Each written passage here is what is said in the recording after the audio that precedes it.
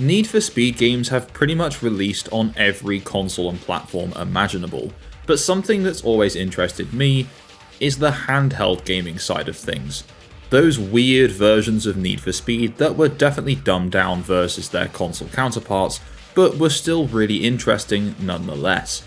So today I wanted to put together all of the handheld Need for Speed games into one single video, which means we'll be looking at the following consoles: the Game Boy Advance, the Nintendo DS, the Nintendo 3DS, and then the PSP and the PS Vita. As we're looking at handheld gaming console games, there won't be any Need for Speed mobile games in this video, but we will be looking at that in future. Anyway, without further ado, let's start with the Game Boy Advance.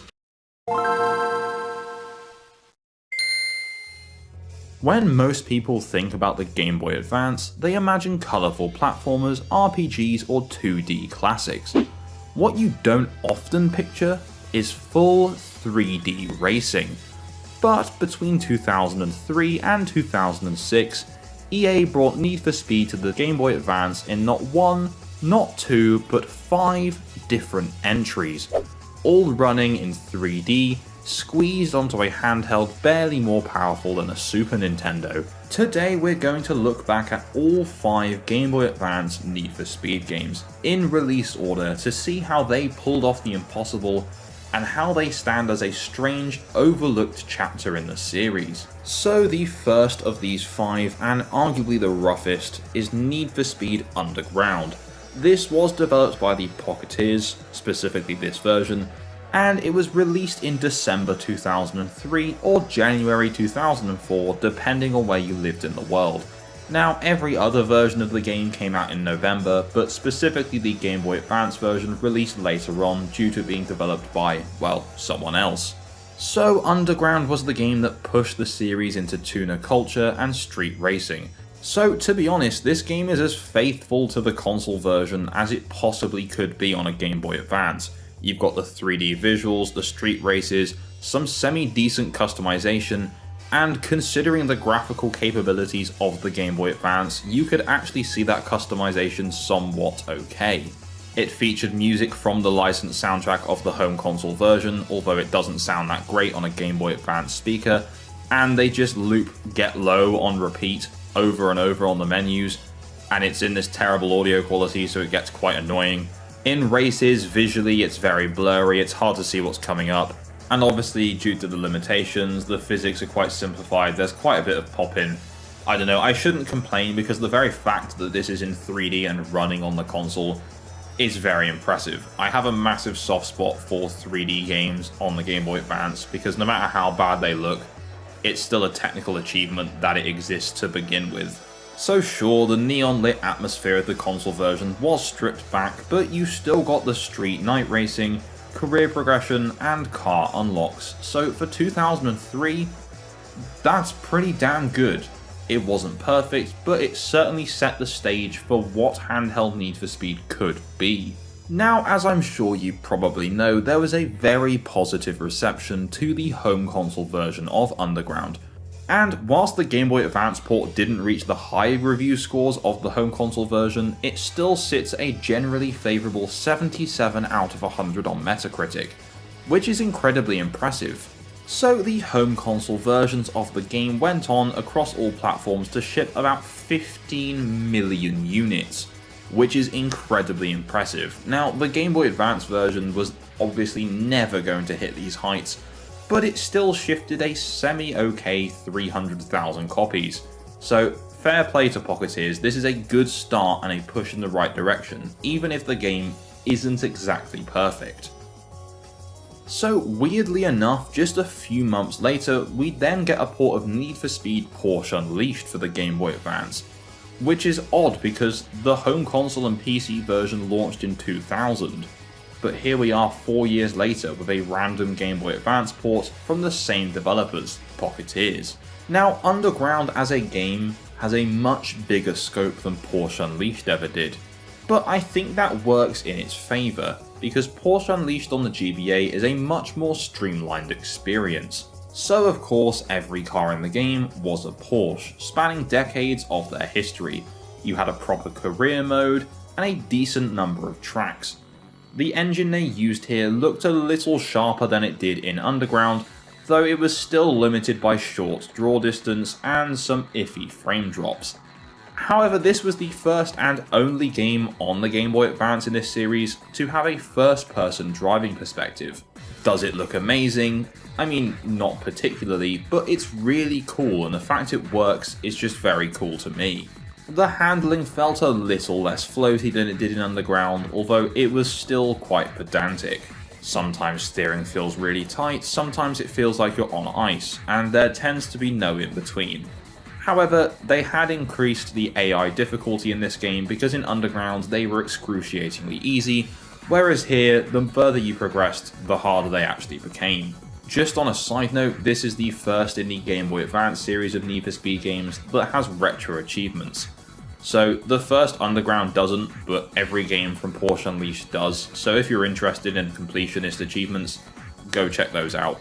Anyway, the narrower car selection does mean it lacked variety a little, but if you're a Porsche enthusiast, you're kind of in for a treat here. For handheld fans, it showed that the Game Boy Advance could deliver something closer to a serious racing experience, even if the game wasn't as polished as its console cousins. Now in terms of review scores, Porsche Unleashed actually has a much lower score than Underground on Metacritic. It currently holds a 62 out of 100, putting it into the mixed or average realm. Most of the complaints from what I've read of these reviews seems to be about the lack of content and the lack of car selection, which I guess just makes sense because they decided to port this game after they just ported Need for Speed Underground. A bit of a bizarre choice, if anything they should have done this first. Anyway, those review scores didn't really seem to put people off because this game sold better than Underground did on the Game Boy Advance, with just under 500,000 units shifted, which is pretty good considering the original PlayStation 1 version sold 700,000 copies. These stats are all from VG Charts. So following on from that weird port of Porsche Unleashed, EA doubled down on 3D street racing with Need for Speed Underground 2. The GBA version managed to squeeze in more cars, more event types, and better looking environments. So this released in November of 2004 and was once again developed by Pocketeers, who had also now worked on a Nintendo DS version which would launch the following year. The handling, again, while somewhat improved, was still a bit iffy, but certainly less floaty than it was in the original Underground. Visually, I would say this is probably the best looking Need for Speed game on the console, because really it's the only game in this series on the Game Boy Advance that I didn't struggle so much to actually see what was going on. Another cool inclusion of this port was the addition of some minigames. They weren't particularly good or exciting, but it's nice to have some minigames in my Nintendo console games. One of them is where you have to tune your engine, and all you have to do is hold A and hold B to keep the dot in the middle of the screen, and that's all there is to it. But you know what? I'll take the extra content. Now of course this is an Underground game, so the customization is back in its full glory, and it's still somewhat in depth considering it's a GBA title. In terms of performance, it certainly pushed the hardware hard, sometimes even to its breaking point. Frame rate dips were a bit more common in this one, but I would imagine if you were a player in 2004, seeing Underground 2 running in 3D on this console was probably worth it. Now in terms of critical response, it fared slightly better than Porsche Unleashed, but still worse than the original Underground, holding a 72% out of 100 on Metacritic. Reviews were really varied, with some highs of 80s with some lows of 35 complaining about the lack of detail. Now overall, across all its home console versions, Need for Speed Underground 2 would go on to shift about 11 million copies. Not quite as high as the original Underground, but still very, very impressive. So the Game Boy Advance version would go on to shift about 400,000 copies, which is still not bad, considering this was nearing the end of the Game Boy Advance's lifespan. And even though we are nearing the end of the GBA's lifespan, we've still got 2 more games to talk about, so let's move on to Most Wanted. So November 2005 brought with it Need for Speed Most Wanted. Now, I've actually covered both other handheld versions of this game on the channel before, both in the Worst Racing Games series, so that's Most Wanted 510 on the PSP, which is just, it's not great, it's not terrible. and Most Wanted on the DS, which is quite possibly one of the worst racing games I've ever played. However, I'm pleased to announce that Pocketeers somehow made a better Need for Speed Most Wanted port on the Game Boy than other developers did on the DS. Now, by this point, this was the Pocketeers' 4th attempt at Need for Speed on the Game Boy Advance, so visually, you know what you're getting at this point. They kind of refined it, but at the end of the day, it's still on this console, so it's never ever going to look that good. However, it somehow kept most of the charm and personality of the home console versions. The blacklist system made the cut so you could work your way through rival races, climbing the ladder to the top. Races were varied, you actually had police in the game, and to be fair, there was somewhat more of a sense of speed than there were in previous entries. Again, it still had frame rate issues, and visually it was kinda hard to navigate, but in all fairness to Pocketeers, they still did a damn good job. Now, of course, EA must have wanted a lot of money because this game got ported to pretty much every platform at the time. But to me, it does beg the question, why did they bother with this one? Because the PSP and DS had already come out at this point, so why did we need a Game Boy Advance port? And I know people had the previous platform, but we've already had 3 previous titles that all function pretty much exactly the same. We don't need another one. Or maybe I'm just a grumpy old man, who knows. Now, in terms of critical response, by this point less and less firms were reviewing Game Boy Advance games because this one only has 2 critic reviews, so it doesn't even have an official Metascore. But those 2 reviews were 50 out of 100 and 62 out of 100, so it would just be in the mixed or average realm once again. Thankfully, at least it reviewed better than the DS port at 45. Now, as I'm sure you know, Need for Speed Most Wanted was one of the best-selling games in the series, with 17 million units shifted. And I'm sure this doesn't come as a surprise when I tell you that the Game Boy Advance sales made up basically none of that, as they only shifted about 200,000 copies. And I'm sure we'll continue to see that trend when we move on to our next game, Need for Speed Carbon. So the team at Pocketeers got to have one final crack at porting the Need for Speed series to the Game Boy Advance with Need for Speed Carbon Own the City. Now, Own the City is one of the more underrated games on the PSP, but how does it function here on the Game Boy? Well, visually, I'm gonna be honest, it's probably one of the worst looking ones on the console. The colours are just too bright and sometimes it's hard to actually see anything. The whole game is just too bright in general. However, on the other hand, there are some welcome additions such as a minimap on screen which allowed me to better compensate for upcoming corners rather than just kind of guessing based on the muddy visuals. I'm not quite sure why it took 5 games to get to a point where we had a minimap, but hey, at least it's here. Now, Own the City has a reputation for having one of the wildest stories in a racing game ever, that involves your brother getting killed, you getting amnesia, and then basically figuring out that you're the one that got him killed. The whole thing is just crazy, and I'm really glad that the story is still here on the Game Boy Advance. Now, Own the City on the PSP was also notable for having free roam, but sadly, and of course really, the DS and Game Boy Advance versions never got that feature. The crew mechanic from the game was also ported here, but to be honest, it doesn't work very well. You can get your teammates to draft you to attack other opponents, but they just kind of crash into you or crash into walls. It's nice that they try to implement it, but it just doesn't work at all. I tried to get drafted a few times, and every single time my teammate would just run into the back of me. And another weird thing that I did notice is that the teammates don't actually count in terms of the positions in the race. So races have 4 cars, but only 3 of them count in positions because one of them is your teammate. So even if I was in front of my teammate, I would still be in position 3 of 3 because for whatever reason, even though they're racing too, they don't count. Very weird.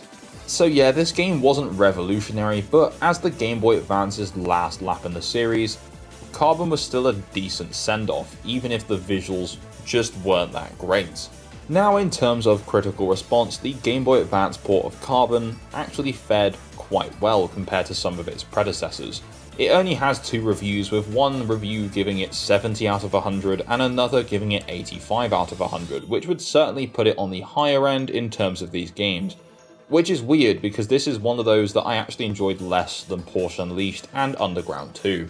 Now, Carbon across the board would go on to shift just under 16 million units, which is very impressive, but sadly we don't have any sales figures at all for specifically the Game Boy Advance version, which is a shame, but I'm gonna guess based on the fact this came out in 2006, which was already a year or so into the DS and PSP lifespans, this probably didn't sell very well. So looking back, these 5 Game Boy Advance Need for Speed games are an amazing example of developers pushing hardware past its limits.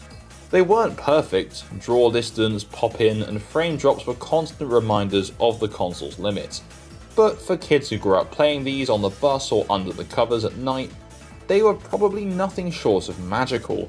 In the grand scope of Need for Speed, the GBA games are an overlooked side road, but one that personally I think is worth revisiting. And so that takes us to the end of our look at the Need for Speed games on the Game Boy Advance.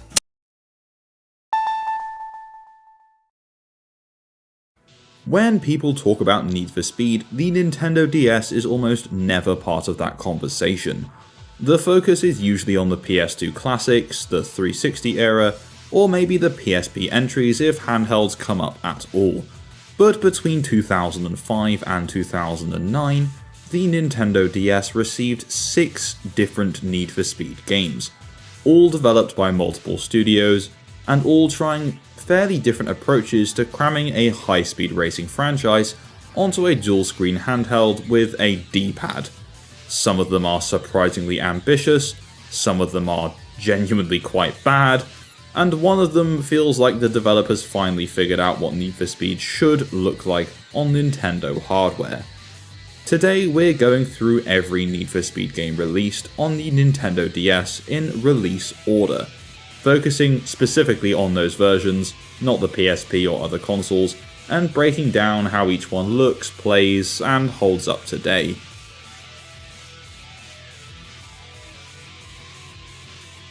So without further ado, our DS journey starts in 2005 with Need for Speed Underground 2. Developed by Pocketeers, who also brought us the Need for Speed Underground 2 Game Boy Advance port, and right away this game deserves credit for just the ambition alone. This is the very first Need for Speed game on the system, and rather than cutting things back to bare bones racing, the developers attempted to recreate the entire Underground 2 experience, customization, progression, and all. Visually, it's serviceable. Car models are basic but recognizable, environments do the job, but you will notice a fair bit of track pop-in, especially at higher speeds. Objects appear close to the camera, which can be distracting during longer races, and there are longer races. Handling, though, is where things do get a bit mixed. It's certainly not awful, but it's not particularly good either. The physics feel quite floaty, cars don't always behave the way you expect, you can feel the engine struggling to simulate grip, weight transfer, and collisions all at the same time. Speaking of collisions, the collision detection itself isn't particularly good. You'll sometimes clip through walls and barriers won't always stop you properly, and traffic interactions feel frustratingly inconsistent. But where the game really shines in my opinion is the customization. Of course, console Need for Speed Underground 1 and 2 had very in-depth customization systems that really made the games, and somehow Underground 2 DS manages to preserve a surprisingly deep customization system. Visual mods, performance upgrades, and paint tools, it's all pretty good stuff. For a first attempt on the hardware, it's rough around the edges, yeah, sure, but it's also clearly trying. Now, in terms of critical response, the Underground 2 DS port would go on to get pretty mixed reviews. It currently holds a 65 out of 100 on Metacritic, which isn't the worst ever, but it's certainly not that good either. Critics praise the depth that the game went to for a handheld port, but also criticise the difficulty and the fact that there's a lot of graphical pop-in. But overall, I think this is a pretty decent handheld experience. According to VG charts, the game would go on to sell over 100,000 units, which wasn't bad considering Underground 2 actually launched the year before everywhere else, just the DS port came out in 2005. Now, speaking of 2005, that brings us nicely to our next entry. But before we talk about that entry, first of all, if you're new around here, then make sure you hit that subscribe button to stay up to date with all my racing game and DS game content. And if you want to support the channel any further, then please check out my Patreon using the link in the description below. Over on my Patreon, you can get access to cool goodies like early access to videos and your name in the credits of every upload. And all throughout January, there's even a discount available, which is in the pinned comment down below. Anyway, that's enough selling myself to you. Let's talk about arguably the worst Need for Speed game literally ever made. So this is Need for Speed Most Wanted for the DS, releasing later in 2005 and developed by Sensory Sweep Studios. This, in my opinion, is where things definitely fall apart. This game is infamous for a reason. Visually, it's a massive downgrade from Underground 2, the car models lack detail, the environments are bland, and the overall presentation just feels rushed. Even for DS standards at the time, it's quite unimpressive. I actually did a full Worst Racing Games episode covering Need for Speed Most Wanted DS, so I'm not going to go on and on about it because I've already spent 15 minutes of an actual video talking about it. But the basic gist, guys, is it's really not good. The real issue with it is how it plays.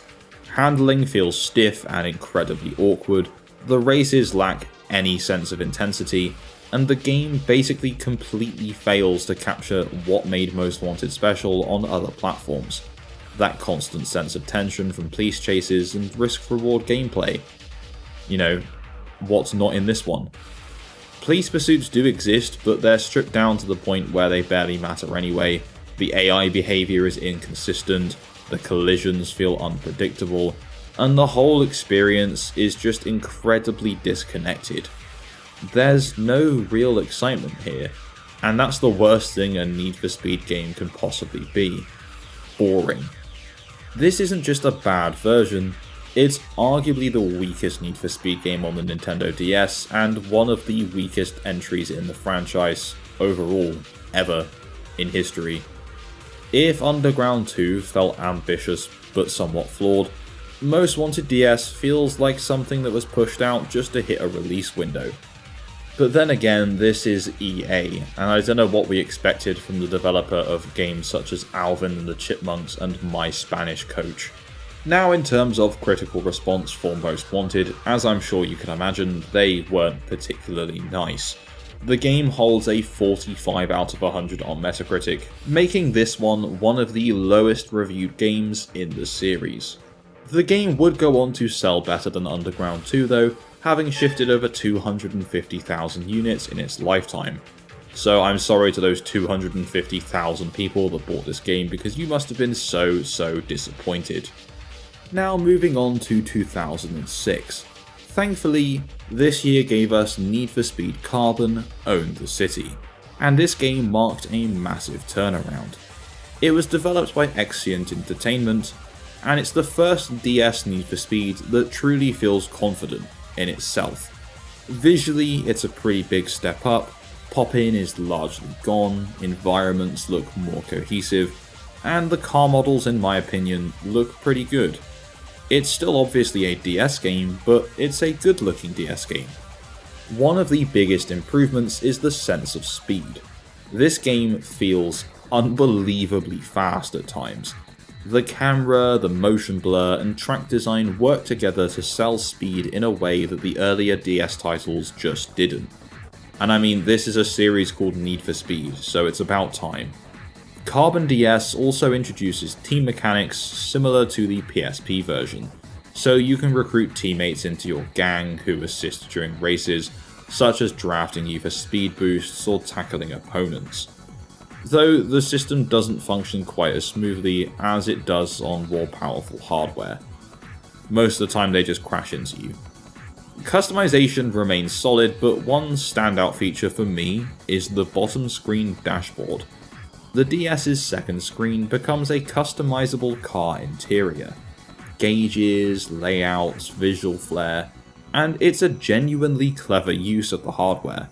The soundtrack is strong, the story is absolutely ridiculous in that mid-2000s Need for Speed way, and overall the game just oozes personality and charm.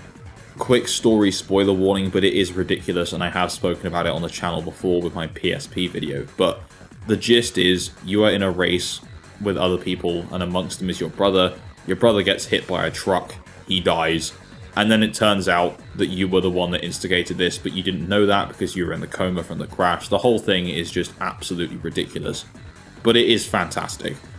This is the point where Need for Speed on DS stops feeling like a compromised spin-off and starts feeling like a proper entry built with the system in mind. This game also fared pretty well with critics, holding a 70 out of 100 Metascore, which is pretty good going, still in the mixed or average, but better than its predecessors. Carbon Own the City would also go on to sell just over 200,000 copies for the Nintendo DS, so pretty good going as well. So moving on into 2007, and next up we have Need for Speed Pro Street, once again developed by Exient Entertainment.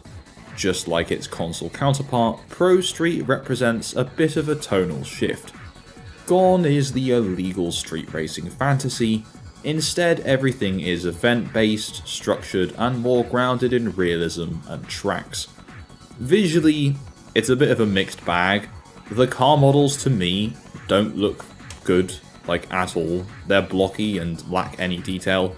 But the tracks themselves are surprisingly well done with some decent variety and clarity. The sense of speed is still pretty strong, especially in the drag races and the high-speed circuits. Handling is more restrained and deliberate, aiming for realism, or at least as realistic as you can get using a DS D-pad. Events are split mostly between circuit races, time trials, and drag races, with a damage system layered on top. So if you push too hard, or you're just really bad like me, you'll end up racking up repair bills, which adds a strategic element not seen in the earlier DS entries. The drag races were a good standout for me because they were surprisingly in-depth for a DS entry.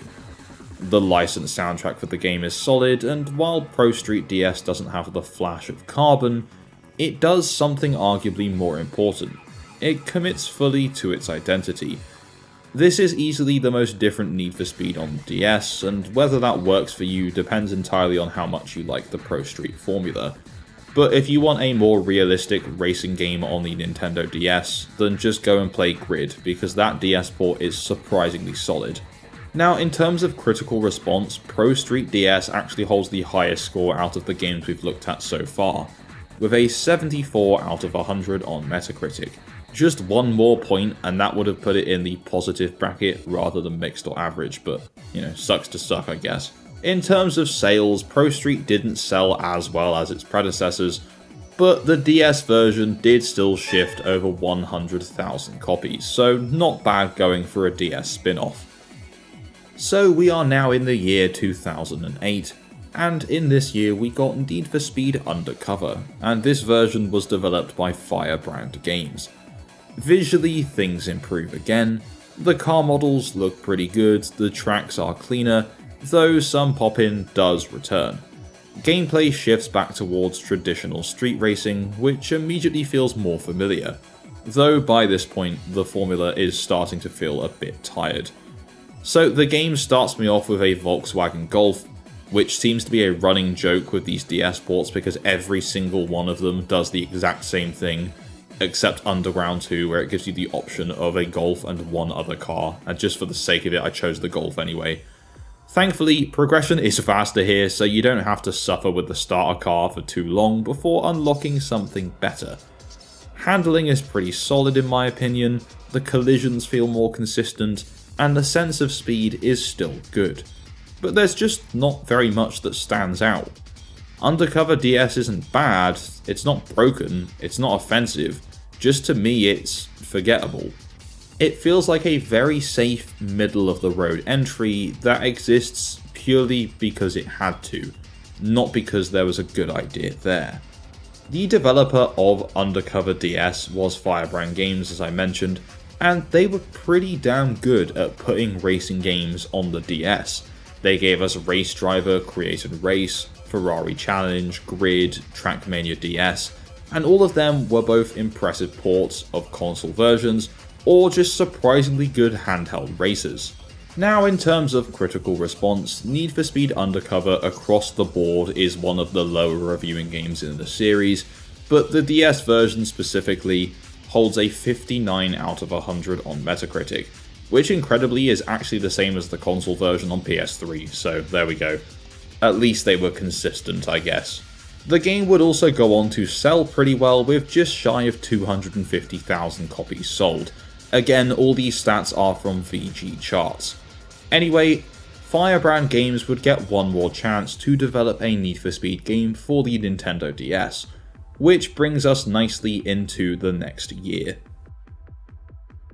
So the year is 2009, and we finally get Need for Speed Nitro. This is the only Need for Speed game designed specifically for Nintendo hardware, being released exclusively on the Nintendo DS and also the Nintendo Wii. From the moment I booted this game up, I could tell this one was a bit different. The visuals are super bright, they're colourful, and they're somewhat stylized, leaning hard into an arcade aesthetic that fits the DS perfectly. Cars are a bit cartoony, environments pop with colour, and everything just feels super energetic. Handling is extremely arcade focused, drifting is exaggerated, the physics are loose, and realism is basically thrown out the window entirely. And honestly, it works. The game can get overwhelming, there can be a lot happening on screen, and the frame rate does dip, but the sheer chaos to me is part of the appeal. There's also this weird thing in the races where you drive through these rings and it paints the city or buildings you're driving through or around the colour of your car with your logo, and I don't know why that's there, but it's kinda cool. The tracks are varied, the soundtrack is excellent, and the moment Bonkers by Dizzy Rascal hits the menu, you know exactly what kind of game you're in for.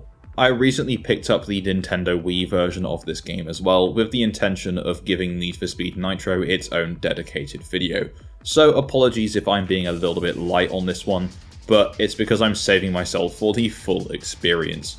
Anyway, in terms of critical response, Nitro for the Nintendo DS currently holds a 70 out of 100 on Metacritic, which is just 1 point higher than its Wii counterpart.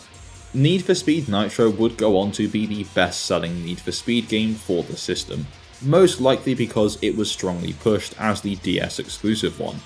So this one would go on to sell just shy of 400,000 units, which is pretty good going. It is important to note that Nitro would go on to receive an expansion the following year, or should I say an expanded re-release the following year for the DSi store called Need for Speed Nitro X. It's the same game with just some additional content. So looking back, the Nintendo DS Need for Speed lineup is messy, it's inconsistent, but it's actually quite fascinating. There's ambition, failure, recovery, experimentation, and finally some confidence. Some of these games are rough, some of them are genuinely quite good, and one of them feels like a blueprint for how handheld NFS should have evolved.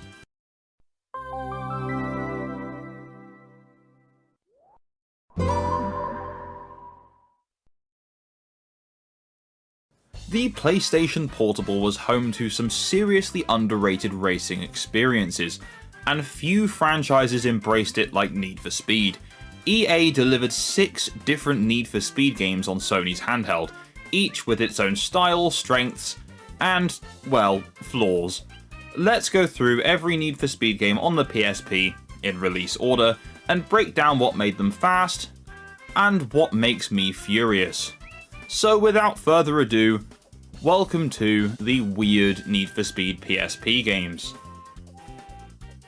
So our first of 6 is called Need for Speed Underground Rivals. It launched alongside the PSP way back in 2005, and was the first handheld exclusive Need for Speed title. It was developed by Team Fusion, who was the handheld department within EA Canada, specifically created for Need for Speed PSP titles. The game is of course a spin-off of the Need for Speed Underground games, so it's very similar in how it plays out. You have either the Underground mode, also known as Career mode, or Quick Race, so let's ignore Quick Race and focus on the Underground. The Underground mode can be broken down into various different event types. You've got your standard circuit race, which is divided into 4 classes: Master, Novice, Pro, and Car Spec. The first 3 are self-explanatory, and Car Spec allows only the compulsory set cars to take part in a particular event. You've got Drag Races, Drift Attack, which you just collect drift points for going on markers. You have a Lap Knockout Race, which again is fairly self-explanatory. Nitrous Run, which to win the race you need to get from one checkpoint to another, and as you pass through each checkpoint you get more time and more boost. There's Street Cross, where you will drive in a narrow indoor circuit, and Rally Relay, where you need more than one car, so you swap into your next vehicle after each lap. Now, as this is an Underground title, there's also some pretty decent customization.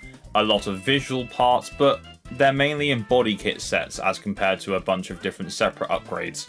Unlike the home console Underground games, there's no star rating system ranking your appearance, so it actually doesn't really matter that much except for your own preference. And of course there is physical performance tuning, which is the much more important of the two for this game.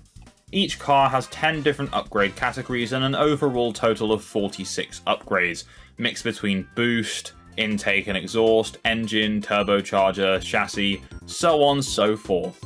So considering this is a PSP launch title, there's actually quite a lot of content to play your way through here. I mean, there was a hell of a lot of content in Underground 2, so I guess that does make sense.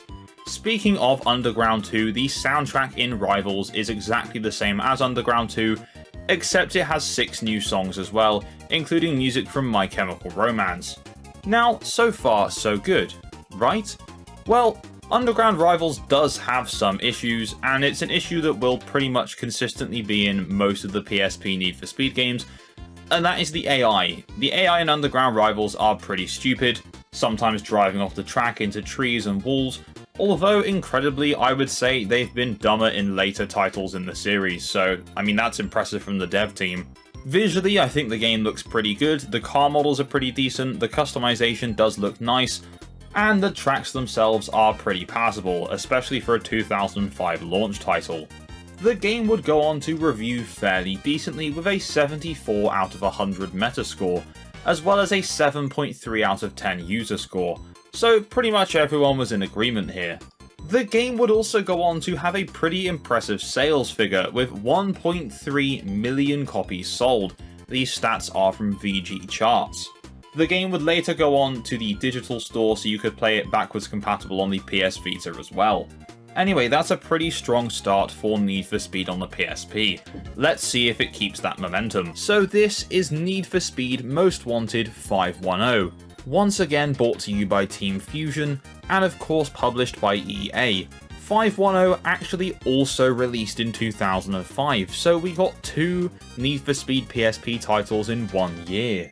510 is of course a spin-off of the home console version of Need for Speed Most Wanted.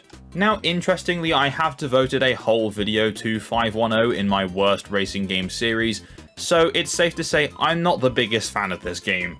The handling is a lot more janky than it was in Underground Rivals, the collision detection is not great, and they introduced a game mode that involved you taking down other cars, so when you have collision detection that doesn't work, it's kind of pointless. They tried to do something like Burnout and it just did not work whatsoever. The tracks are all quite dull, although the visuals themselves are an improvement from Underground Rivals, with the car models looking significantly better, which is pretty impressive considering this game still released in the same year. Like Underground Rivals, it features a few different kinds of races, such as your standard circuit race, a sprint race which is just checkpoint to checkpoint, lap knockout, time trial, and a mode called Tuner Takedown, where you get to play as a police officer and you have to take out as many street racers as you can to get more time and get a higher score. And this would be the coolest part of the game in practice if it were not for the terrible collision detection. But when you're not playing as the police, they somehow become absolute superhumans. The police in this game ignore every other street racer in your race except you, and they will hunt you down relentlessly with some of the most ridiculous rubber banding I've ever seen. They'll be driving really simplistic, quite slow looking cars, and magically they'll just shoot off towards you at like 200 miles per hour. Do they slow down on the bends during this? No, they just stick to it like a Skeletrix car.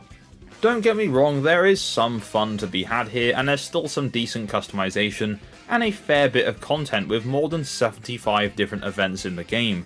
But it's a lot more janky, it's a lot more unpredictable, and the handling is all over the place. So if you're going to play a Need for Speed title, probably don't make it this one on the PSP.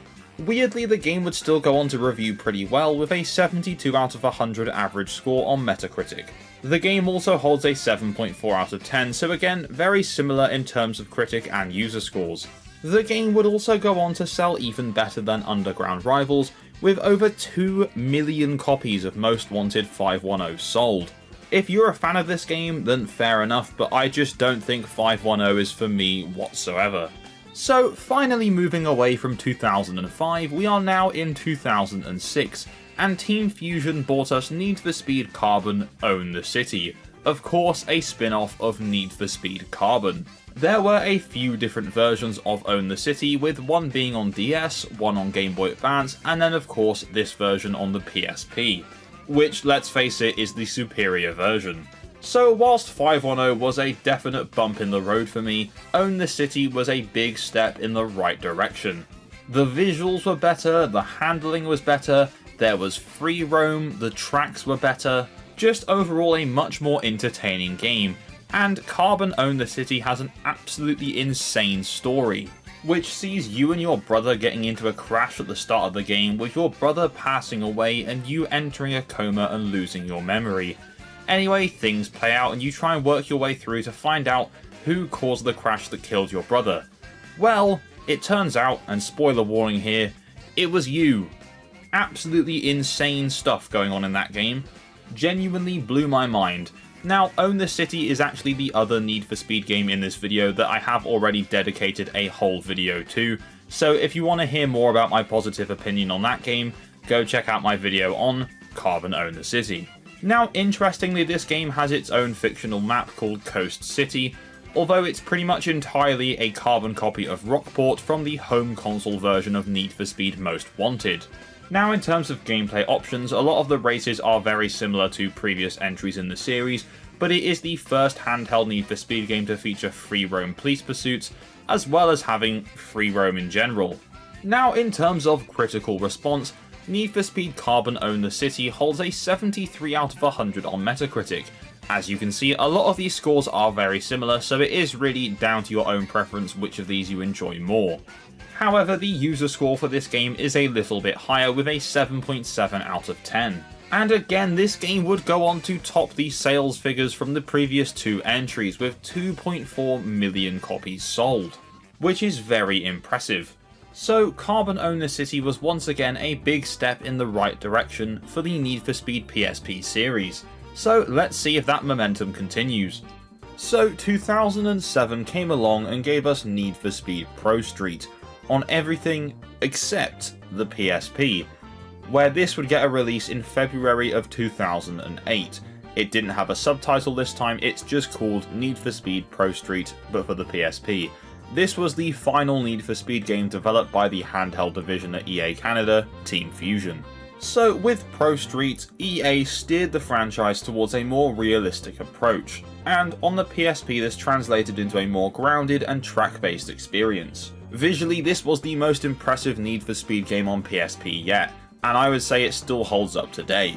So the meat and potatoes of Pro Street is the career mode, and there are a few different difficulties that you can play under, which are called driver personas. So you have Full Assist, also known as the Weekend Warrior, where you get much more assisted driving, but less rewards at the end. Then you have the Semi-Assist, which is the Adrenaline Junkie, where you only get a 25% reduction, and still some assistance. Or you can have No Assist, also known as the Speed King, where you get full driver rating points and cash prizes and no assistance at all, which is 100% the best way to play. There are a variety of different event types such as standard circuit racing, lap knockout racing, and then time attack, Speed Trap, which was quite interesting. You compete against other racers and go through a range of different speed traps to set the highest total speed. There's a Gate Knockout, which is basically like Lap Knockout but shorter, and then Sprint Racing, which is just a point-to-point race. The incredible customization from previous Need for Speed titles is once again in this game, with both visual and performance level upgrades. One thing that is good about earlier Need for Speed titles is they really get you to invest in just one car or a couple of cars as you progress.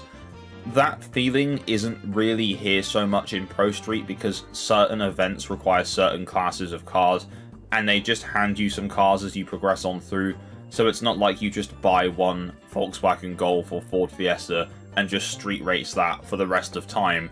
You have a variety of different cars that get a lot faster as you progress through the game. They also introduced damage in this game, so if you hit too many opponents or crashed into too many walls, your car would start to see some major performance issues, and if you wanted to repair it, well, you had to repair it, then it would be taken from whatever you earned at the end of the race. Gone is the street racing and free roam of previous Need for Speed titles. Here we have track-based real-world locations, primarily taking tracks from America such as Texas World Speedway and Portland International Raceway. However, there were a couple of tracks from Japan, a few from Germany, and then one from Ireland. The game also introduced a mechanic called Driver Intuition, which was essentially an optional racing line. In the two difficulties that still had some assistance, the racing line would automatically be put on just on corners, but if you were playing on the no assist difficulty, then the only way you'd get that driving line is if you activate it. And there are some benefits to using it, because if you do drive along the driving line, then you do get an acceleration boost. But you know, who needs a driving line? I definitely know what I'm doing. The PSP version of Pro Street shares the same original soundtrack as the home console version, so there was an original score composed by Junkie XL, but there was also a range of licensed songs from bands such as Avenged Sevenfold. This version also allowed you to add your own tracks in if you had any MP3 files stored on your PSP, although you could only play them on the menus and not in the races. Now, across the board, Need for Speed Pro Street was not the best reviewing game in the series. In fact, it took a little bit of a dive even in its home console versions in terms of its overall review scores. Home console versions of the game were averaging between about 60 to 70, and the PSP version actually only scored 57 out of 100. I was actually quite surprised by this because I had quite a good time playing it. I thought the handling was pretty decent, the visuals were nice, but then again, it did kind of move away from the standard Need for Speed formula at the time, and that wasn't for everyone. Again, that's just my opinion. If you're not a fan of this game, fair enough. These lower review scores would also reflect in the game's sales figures, because the PSP version of this game sold just shy of 800,000 copies, which is significantly less than its predecessors. Now, if you've made it this far into the video, then simply just comment the word speed down below. Now, whilst Pro Street PSP may not have been for everyone, the next entry, at least for me, is where the PSP Need for Speed series grinds to a halt. And that is Need for Speed Undercover. Once again, 2008 was a year that had two Need for Speed PSP releases, with this one releasing in November of that year. As the name would suggest, you are playing an undercover cop trying to investigate a series of crime lords. To investigate further, you need to earn more respect from street racing, and that's exactly what the game is. But that's all the game is. So, as I mentioned, Pro Street PSP was the last game in the series to be developed by Team Fusion. Undercover PSP was brought to you by the developers behind Die Hard Nakatomi Plaza, and that is Piranha Games. You may also know them for the Mech Warrior series. Anyway, Undercover for me was a big downgrade for the PSP series. Yes, it did go back in the street racing direction, which was cool, but those streets look horrible. The environments do not look good. The car models themselves, yeah, they're still pretty good, but the actual game to me just looks quite ugly. The handling is okay, there's still a decent amount of customization and a decent amount of gameplay modes.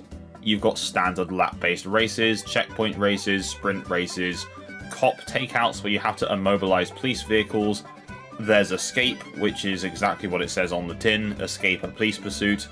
There is still quite a lot going on here, but it just feels incredibly average and doesn't look that great.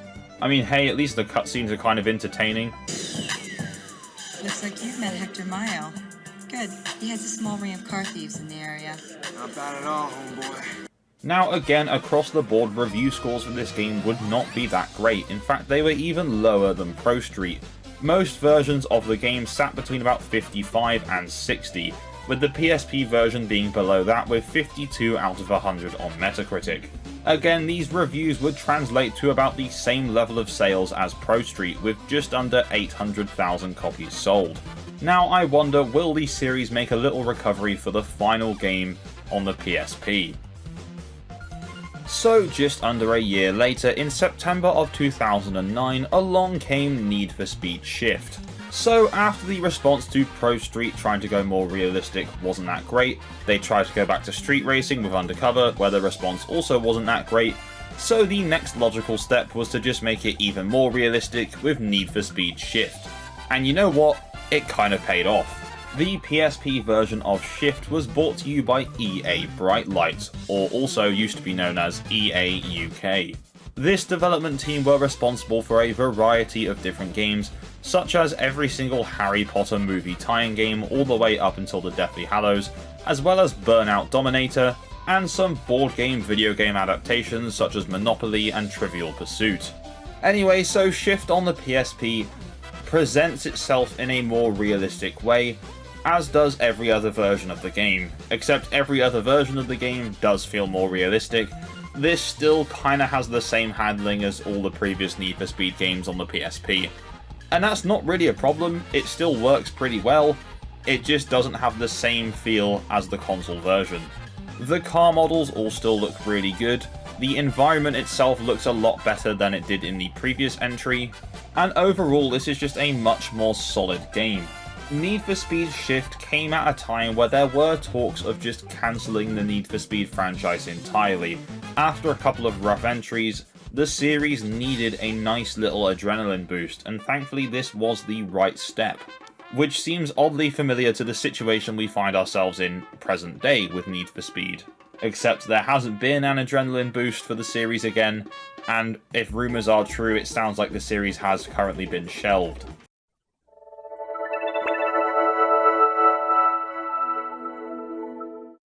Need for Speed The Run is one of the less fondly remembered Need for Speed entries in recent years. The main version of the game, so the 360, PS3 and PC versions, was EA Black Box's final release in the series. However, today that's not what I want to look at. I want to look at the overlooked, forgotten, or the version that was just overshadowed by its console counterparts. That's the 3DS port. That's right, you heard it. The Run didn't just hit those three consoles, it also got a full portable adaptation on the Nintendo's then new glasses-free 3D handheld. And it wasn't just a scaled-down track racer either. This version features its own engine, its own mechanics, and a surprisingly ambitious attempt to bring a cross-country cinematic racing experience to a portable screen. Now, there was a Nintendo Wii version also developed by the same people that made this 3DS port, so I'm just going to assume it's probably quite similar. Anyway, grab your racing gloves and maybe a pair of nostalgia goggles, because today we're taking a look back at how the 3DS version came together, what it nailed, what it fumbled, and whether it's still worth popping into your handheld all these years later. So to understand what makes this version interesting, we first need a little bit of context. Need for Speed The Run launched in late 2011 as EA's cinematic blockbuster entry in the Need for Speed series. It promised a coast-to-coast race across the US, mixing high-speed driving with a dramatic storyline involving mobsters, betrayals, and a desperate sprint from San Francisco to New York for $1 million prize. Man, I'm sweating just reading the synopsis for this story. Anyway, on consoles, the game famously used the Frostbite 2 engine, the same tech that was powering Battlefield. But obviously the Nintendo 3DS couldn't dream of that level of rendering at the time, so EA contracted Firebrand Games, a studio with a lot of portable racing experience. These guys ported Trackmania, Grid, Cars 2, a lot of racing games onto the original Nintendo DS. And at the time they were also working on NASCAR Unleashed for the 3DS. So they were fast, efficient, and honestly one of the best teams equipped to translate a big racing game to Nintendo's new hardware. The result wasn't a simple port. Instead, Firebrand crafted their own version of the run that attempts to retain the spirit of the console game while respecting what a handheld can actually do. And that approach leads to definitely some strengths, but also some compromises. So let's start with the story, because unlike a lot of racers, this game is actually centered around the story. The run on the 3DS follows the same kind of plot as the console version, but it is different. So of course the home console version sees you playing as Jack Rourke, where at the start of the game you narrowly escape being crushed with your car at a scrapyard. Whereas in the 3DS and Wii versions, you are Matt, a former pro racer who wakes up in his Ford Mustang that's just been pushed into the ocean in San Francisco by members of the mob. You end up escaping, meeting a mysterious woman, and then you drive to the start of the run, which is the aforementioned race where you can win $1 million. Anyway, along the way you're going to run into trouble with the mob again, as well as the police, so your only way out is this illegal cross-country race which goes across the entire of the US. If you can outrun the police, rival drivers, and the mob after you, you can walk away a millionaire. Now, here's where Firebrand gets a little bit creative. Since of course the 3DS couldn't handle the Frostbite cutscenes, the developers leaned into a comic book art style. Story beats play out in stylized storyboard panels with some mild animation, bold punchy frames that keeps the pacing fast and the tone very dramatic. They combine nicely with the game's soundtrack and do a surprisingly good job of telling you the story and giving you a sense of the stakes. And look, of course it's not Shakespeare, but for a portable racer on a tiny cartridge, it's engaging, it's easy to follow, and honestly, it's fun. The story is broken up into missions, but the game calls them episodes, and throughout the story you've got 26 different episodes. There'll be lots of races, time trials, escaping the police, and a couple of takedown missions as well. Now, this is all pretty good, but the story also features a heavy use of QuickTime events. So in between cutscenes they might get you to unscrew some bolts, spray paint a car, but within the actual races, there'll be cinematic QuickTime events where you have to dodge missiles or bullets, or do a very big jump. It's kinda cool, some of them work really well, some of them are really frustrating to get around. I'm not the biggest fan of QuickTime events at the best of times, but I'm not going to give Firebrand too much for it because they were very heavily used in a lot of games when this game came out. Now, the story only lasts for a couple of hours, but it makes those hours feel like part of something bigger. If anything, the story's biggest strength is simply that it tries. It actually fills the gaps between races instead of just dropping you from menu to menu. Another small touch that I quite like about this story is that the loading screen is showing you travelling along the map to your next location. It's a very minor thing, but it just shows a sign of quality. Now let's talk visuals, because this is where things get a little bit complicated. On the one hand, the sheer variety of tracks is impressive. Racing all the way from San Francisco to New York gave the developers a built-in excuse to change scenery every few minutes. You'll tear through dusty western deserts, sweep along snowy mountain passes, and blast through dense forests, winding canyons, and cityscapes. No two tracks really look exactly alike, and for a handheld racing game, that diversity does wonders for keeping the gameplay fresh. But here's the downside. The environmental graphics themselves are kinda rough. Even by 2011 3DS launch era standards, a lot of the textures are chunky, flat, and a bit muddy. The draw distance suffers noticeably, which becomes a problem on curvier tracks when you need to see what's coming, especially with the heavy amount of traffic that some of these levels have. Corners sometimes appear a bit late, objects sort of fade in from the fog, and the roads sometimes feel like they blur into their surroundings because of the low resolution. To their credit, the game is still absolutely playable, you can read the road well enough to race competently, but it's absolutely a reminder that Firebrand prioritized one thing above visuals, and that's the frame rate, because my god, this game is really smooth. They really succeeded at that. I will say though, I am quite impressed by the car models in this game. especially the detail that went into them on the menus when you can customize the cars, which we'll get to later, but even in game they still look pretty good. Now the visuals might not be perfect, but this is where the run on 3DS genuinely shines. The feel of speed and the controls. Firebrand Games always understood that if you're gonna make a handheld racing game work, it needs to be smooth, responsive, and fast. And here, honestly, they knock it out of the park. The sensation of speed is excellent, like shockingly good for the time. Cars accelerate fiercely, drifts are a bit unpredictable, but overall, it's still pretty good. And on top of all this, the frame rate is impressively stable even during the most chaotic races when you've got like 10 different police officers up your arse. In fact, I can't think of that many early 3DS games that ran this consistently well.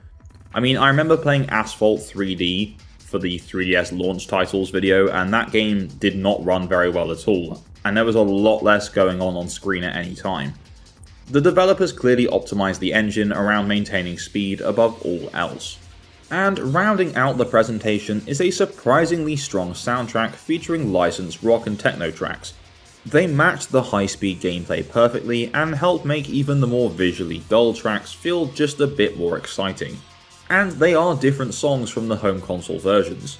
So the next thing I want to talk about is where the 3DS version pulls off something that many handheld ports fail to do. It actually keeps the modern features of its console counterpart. Yes, we need to talk about Autolog. Autolog was one of EA's proudest innovations at the time, a sort of social network that let you automatically compare times with friends. Firebrand managed to get a fully functional version running on the 3DS, and is actually kinda cool. Here's how it works. Whenever you set a fast time on a track, the game sends it to anyone on your 3DS friends list who owns the game, and when your friends do the same, their times get pushed to you. The game also supported Street Pass, so you could get on-the-spot challenges and local score transfers.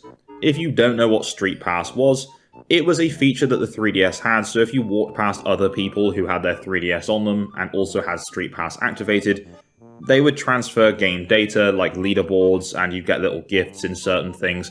It was actually a really cool feature. I can't imagine how many people actually got to experience this Street Pass feature in Need for Speed The Run, but if you did, drop a comment down below because I'd love to hear about the experience. Anyway, it turns a primarily single-player experience into a friendly competition, even years after release. I mean, that is if you can find other players. But Autolog wasn't the only feature that made the cut. You also get Challenge Mode, which is a series of increasingly tougher events, with a bunch of different race types basically pulled from the story mode without the QuickTime events, except this time, you can choose from a different selection of cars that you'll unlock as you progress through the story, and by doing other challenges. There's also a multiplayer mode, which supports up to 7 other players, both local and online, which is pretty cool, and the game has a full XP and leveling system, which rewards you with unlockable cars as I mentioned, as well as custom parts. So whilst the customization in this game isn't anywhere near as in-depth as, let's say, Need for Speed Underground 1 or 2, it's still pretty cool that there's customization here at all, to be honest. Now, it's important to note that these upgrades, of course, do not carry into the story mode because the story mode gives you random cars as part of the story, you can't choose them. But in challenge mode and online races, they add a long tail of progression that gives the game more staying power than you'd probably expect. Now, as I'm sure you can imagine, I was not able to test the online races because the servers were shut down long ago. I'm sure through the Citra emulator you probably could get a game going, but I doubt there's anyone actually playing. If you are still playing Need for Speed The Run on 3DS in the Big 25, let me know in the comments as well. So in terms of the moment-to-moment gameplay, The Run does a commendable job of mixing things up. Within the challenge mode, you're not just running traditional races. You'll face timed segments where you must beat stage times, rival face-offs against a specific driver, there are police chase missions where you're the cop, and yes, you just crash races off the road. It's just a takedown mode, and honestly, it's actually not that bad. I was expecting it to be super janky, but it honestly works quite well, and some of the crashes are quite cinematic. There are overtaking challenges and elimination events, just to name a few. This variety helps keep the pacing brisk, and while the campaign is short, the way Firebrand spreads these event types across unique environments makes it feel more dynamic than you'd expect from a handheld adaptation. Anyway, let's talk about the critical response to Need for Speed The Run. Now, across the board, this game didn't receive the best reviews in the series. The highest Metascore for any of the versions is a nice 69 out of 100, and that's the PC port. The 3DS version sits just a few points below, at 65 out of 100. Most of the complaints on the 3DS version appear to be the muddier graphics and the QuickTime events, so I get it. Now, the user score on Metacritic for this game on the 3DS is quite similar as well, with a 6.7 out of 10. Now, the game would go on to sell alright, with just shy of 200,000 copies shifted, with about 100,000 of those being in America and the other half being in Europe. Those stats are from VG Charts. So, after all these years, how should we look back at Need for Speed The Run on the 3DS? On a technical level, it's a mix of strengths and compromises. The graphics are muddy, the draw distance is a little rough, and in my opinion, the story mode is over far too quickly. But at its core, the experience, that's where the game really holds up. It's fast, it's smooth, it has more features than I expected from a portable version, and the variety of tracks and modes gives it far more replay value than most 3DS racers from the same era. Firebrand Games have managed to create one of the most complete, polished, and ambitious handheld racing games of that generation. If you're a 3DS collector, a Need for Speed fan, or someone who just wants to experience a surprisingly competent portable racer, I would say The Run is absolutely worth revisiting.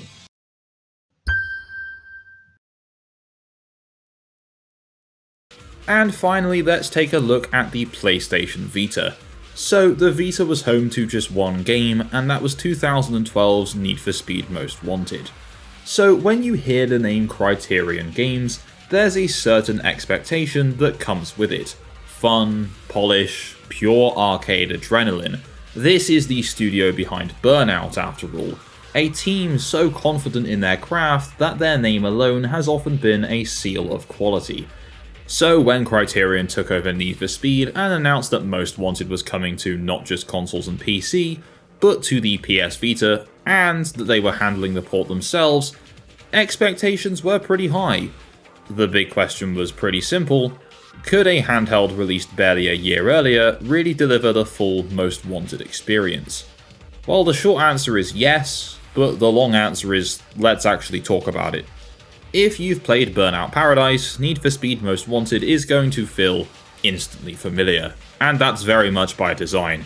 Criterion did not reinvent the wheel here, instead they leaned hard into what they do best: open world arcade racing.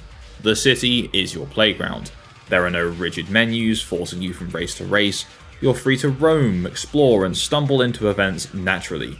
Billboards beg to be smashed, hidden roads dare you to discover them, speed cameras tempt you into pushing just a little harder than last time. And that's part of the magic. The game constantly distracts you with various things in the best possible way. You'll be driving toward one objective, notice something unexplored, slam on the brakes, and immediately change your plans. It's compulsive, kind of addictive, and it works just as well on a handheld as it does on a TV. The takedowns are still here, but they take a bit of a backseat obviously compared to Burnout. This is more about real cars, high-speed chases, and outdriving the police, rather than just wrecking everything in sight. Still, when crashes happen, and they will, they're still pretty cool. One of Most Wanted's smartest design choices is how it handles cars. Most of them aren't unlocked through menus or progression bars, they're just hidden throughout the city. You see a parked supercar, you take it instantly, no grinding required. Each car comes with its own set of challenges, and completing them unlocks performance upgrades. It's a simple system, but it keeps you constantly switching vehicles and experimenting. And then there's the autolog, which is arguably the soul of this game. Autolog doesn't just compare lap times, it tracks jump distances, speed camera records, and all those tiny moments that turn into personal rivalries. Suddenly you're not racing the game, you're racing your friends. And even if you don't know why you care about beating a speed camera record by 2 miles per hour, you absolutely do. So let's talk about how this was adapted for the PS Vita, because this is where things get kind of interesting. Let's be clear, the PlayStation Vita is not a PlayStation 3. Anyone expecting a one-to-one visual match was always going to be bitterly disappointed. But that context is important because what Criterion achieved here is genuinely impressive. Yes, there are compromises, the environment geometry is simplified, textures are obviously a lower resolution, the car damage is less dramatic, there's less traffic, fewer police cars, and toned down lighting effects. So yes, the game undeniably loses some of its raw spectacle when compared to the console versions, but, and this is crucial, it never loses its identity. Cars are still detailed and reflective, the lighting is still good, particle effects are plentiful, the physics, especially while driving, feel just as good as ever, and most importantly, the frame rate stays stable.